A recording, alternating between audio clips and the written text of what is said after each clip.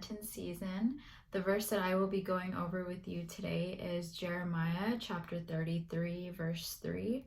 Jeremiah chapter 33, verse 3. Call to me and I will answer you and tell you great and unsearchable things that you do not know. So just a little bit of history on the book of Jeremiah. We see that our God is a very angry and jealous God over the hearts of the people of Judah and of Israel. So they were sinning against God by worshiping other idols. And so because of this, God decided to turn away from these people and allow them to face punishment. So one of the main characters of this book is Jeremiah, and Jeremiah is actually a prophet of God.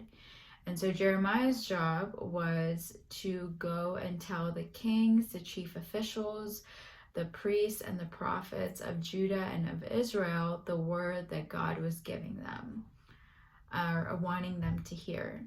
And so majority of the time, Jeremiah would be telling these people all the ways in which they were sinning against God and the punishments that they would have to face in result of it. And so because of Jeremiah's commitment to delivering this word of God to these people, he would oftentimes find himself being persecuted. And so in chapter 33, Jeremiah is actually in jail. And so while he is in prison, God starts speaking to him, and God is speaking to him specifically about the restoration of Judah and Israel despite all the suffering that they have undergone because of their sin. And so in this verse, it's important to remember that God is not only speaking about the restoration to the people of Israel and of Judah, but it also serves as a word of encouragement to Jeremiah as he's in jail because he is obeying God.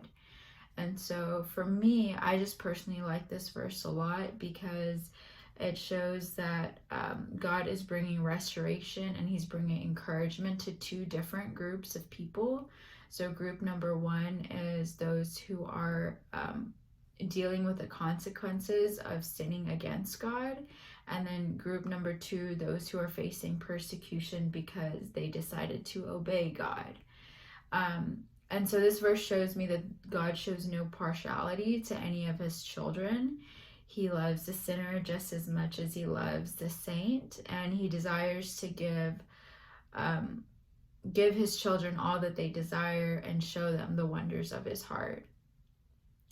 And so suffering is unfortunately just a part of our lives, and it's a part of our lives whether or not we take a path of obedience or whether or not we take a path of disobedience. And despite all of our shortcomings, he is always there to carry us through.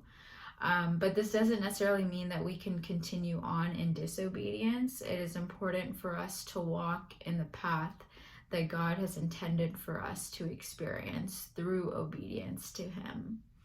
And especially during this Lenten season, I think it's so important for us to just always remember how much God yearns for us to pray to him and to seek him in all that we do. We serve a jealous God who deeply desires for our hearts to be turned to him and for our attention to be placed on him alone. And so when we do this, he opens our hearts and our minds to see the world as he sees it. And so when we read this verse, Jeremiah 33, verse 3, call to me and I will answer you and tell you great and unsearchable things that you do not know. What this verse means to me is that, miracles do happen, prayers are answered, and that it is possible for our lives to have a complete restoration. And so as I end this, I just want to say Lent is all about focusing less of our attention, our time, and our energy into our worldly desires and just refocusing it on God. And so no matter what stage of life that you're in, just always remember the effort that we place in our relationship with God does not go unseen. I hope this message has found you all in good spirits, and I hope you all have a great and blessed week.